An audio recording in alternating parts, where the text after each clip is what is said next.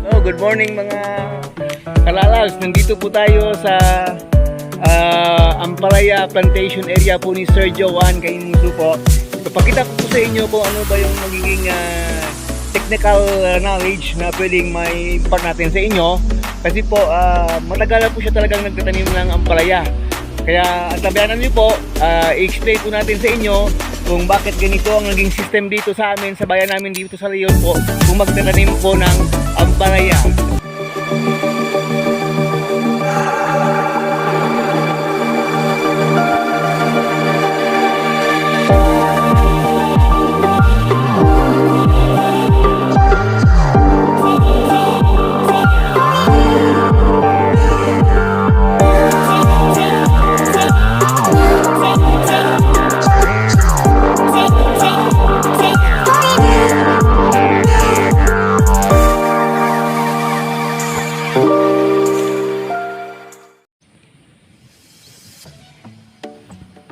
Currently po, yung tubo ng kanyang ampalaya sa ngayon ay nasa mga 1 week na po. Malapit na itong magwa 1 week. Ayan po, ganyan po siya. At after 2 to 3 weeks po ay kailangan niya ng trellis paakyat po dito sa kanyang upper trellis po. Kasi yung trellising type po dito sa amin, ganito po. This is how we do trellising sa ampalaya po dito. Ganyan po. Made of bamboo. Ito po kawayan, napahalang papunta doon sa kabila, papunta doon, at saka lahat na lang po ay may linsa o itong plastic na ito po, ano natin konti, ito po, ito yung nylon plastic po na ginagamit dito, na siya talagang kakapitan ng ating ampalaya kung siya lalaki na. Ipapakita rin natin po sa inyo yan kung medyo malaki-laki na po. Dapat po talaga bago po umakyat ng bamboo sticks yung ampalaya natin na mga 1 week or 2 weeks pa lang, ganito po, dapat po ay naka-establish na po talaga itong akitan niyang trellising sa itaas. Kasi flat type po, pwede rin sana itong box type. Pero yung trellising na ginagamit palagi dito ay tinatawag na flat type sa itaas. Yan po, flat top po. Hanggang doon, malapad po ito. Actually, malapad po ito yung taniman niya hanggang doon. In counting po siguro, abot siguro ng more or less 500 plus puno itong may naitatanim niyang ano po natin, ampalaya po natin. Nag-direct seeding po siya. At saka hindi po agad na bumuka yung kanyang mga seeds. Kaya nagdidilig-dilig po siya dito sa ilalim everyday. Pero itong isa po ito na may marking, pagkakaalam ko po, transplanted po ito. Most probably po hindi tumubo yung tinanim dito na direct seeding niya. Pero pagkatapos niya po mag-direct seeding, naglagay po siya ng seed bed doon sa kabila. Para po sigurado na pag hindi tutubo lahat yung kanyang na direct seeding po ay may pagkukunan po siya ng pang-transplant po na na seedlings. Ipapakita po natin sa inyo kasi may natira pa dito sa seed bed niya na hindi nakuha na pang-transplant po talaga. May sobra pa nga siyang kawayan dito. Yan po. Kung makikita po ninyo, ito po ay seed bed. Pag nagtanim ka po ng direct seeding, dapat ay yung sobrang seeds mo ay magtatanim ka ng isang seed bed dito na may interval po siya kahit 3 inches apart, 2 to 3 inches apart. Kaya po nito, para pag idada po siya ng ganito, pwede mo na siya ma-pull out at ma-transplant. At hindi po tayo pwedeng mag-transplant na mas malaki pa sa dito kasi mahaba na yung kanyang ugat. Dapat po bago lalabas yung kanyang top leaves na ito na maghahaba pa, na magkakaroon siya ng at least 6 to 8 na leaves na gaya po nito, na transplant na po siya talaga. Kasi po kahit na mabubuhay siya, iba po yung kanyang vigor o strength sa pag-akyat sa itaas. Dapat at this stage pa lang po na transplant na po siya talaga para magiging maganda at mabilis ang kanyang pag-akyat. Kaya kung makikita po ninyo, marami siyang kinuha dito. Yung mga maliliit, hindi niya kaagad na transplant. Ito po yung mga natira. Pero marami siyang kinuha dito. Kasi seed bed po talaga ito. Ayan po. Dapat sa ganitong age, ayan po, ito yung permanent po ito. Katabi niya dito yung mga pang seed bed. Dapat po talaga ganyan sa pagtatanim dito sa amin para po hindi ma-delay yung ibang puno pag hindi po siya tumubo. Imbis na magtatanim ka ng umpisa sa buto, mayroon ka na agad seedlings na matransplant. Ayan. Pero yung pinaka magandang gawin pag nag-transplant po sa hapon, yung yung araw, yung palubog na po yung araw para hindi po ma-stress yung seedlings. Papakita sana natin sa inyo kung paano ito i-transplant.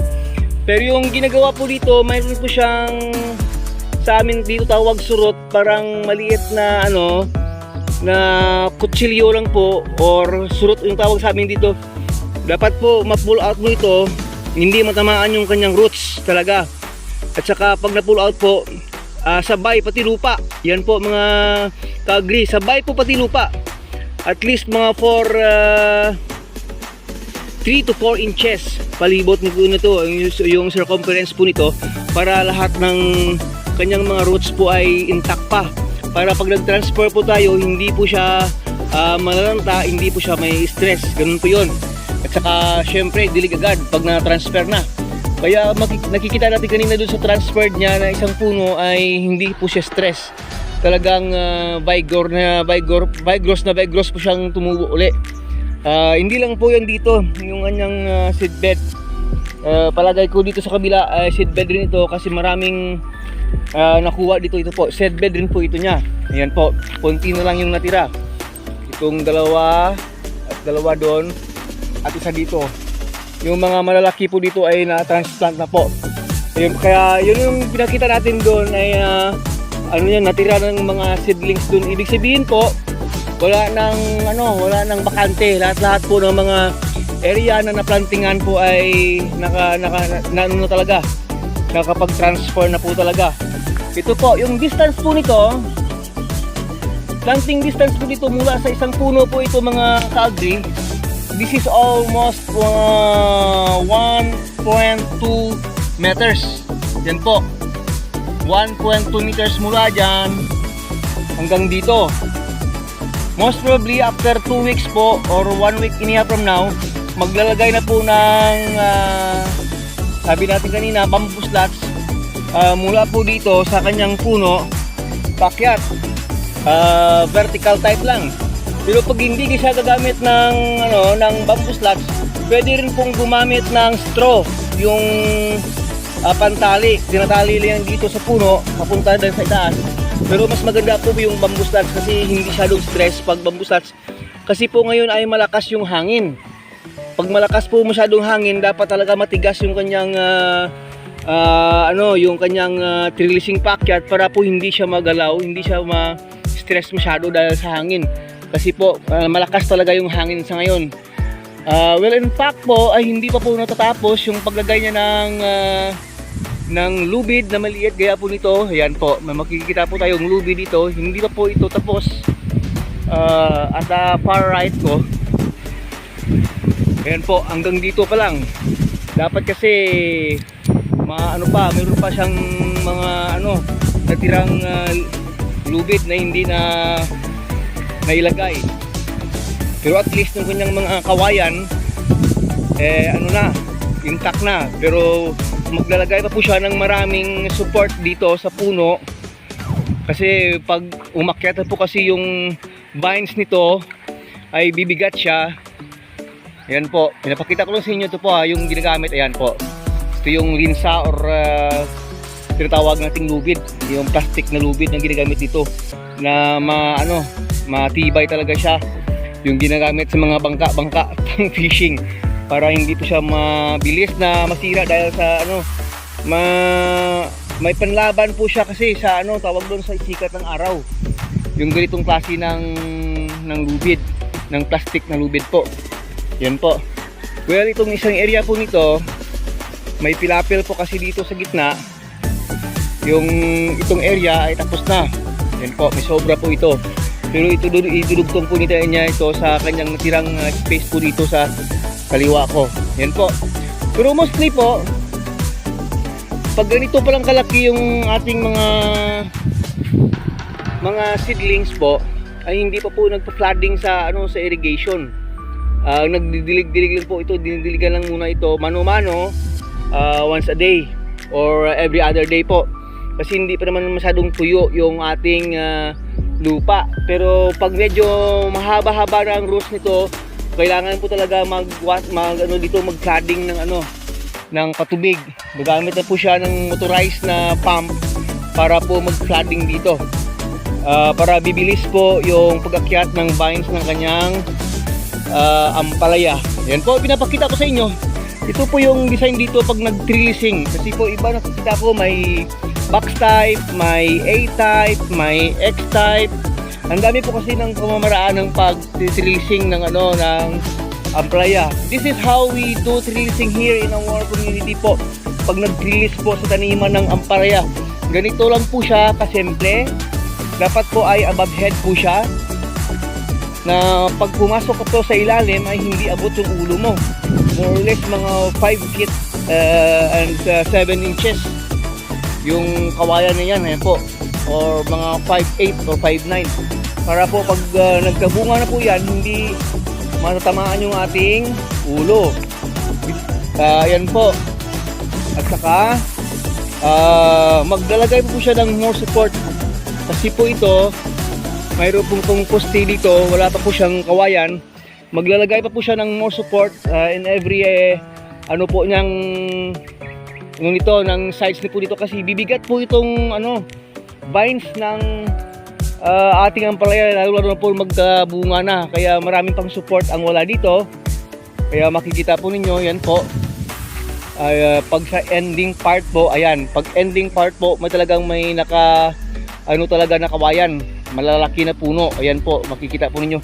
Yan po talaga yung support para hindi po matumba yung ating